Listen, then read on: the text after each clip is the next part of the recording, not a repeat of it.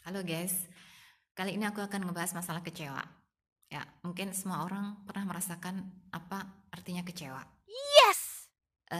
Itu hal yang wajar ya, dan semua orang, entah itu eh, orang biasa aja, guru ataupun konseling juga pasti pernah merasakan namanya kecewa.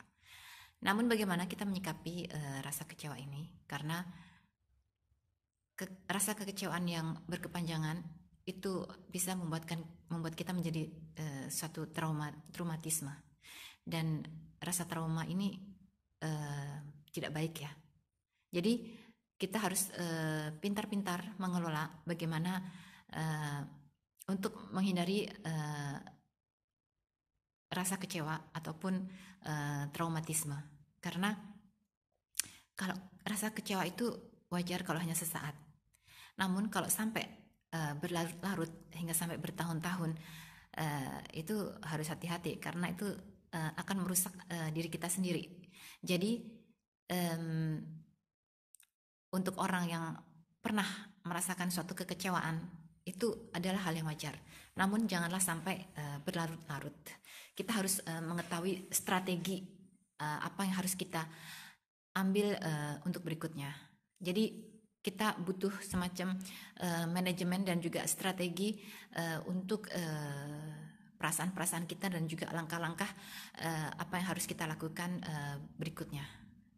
Karena di dunia ini yang namanya kecewa, sakit, senang, eh, kemudian bahagia itu silih berganti ya, dan itu tidak asing. Jadi dan jangan malu kalau misalnya kita memang sedang menghadapi suatu rasa kekecewaan ataupun suatu kebahagiaan ataupun suatu kemarahan.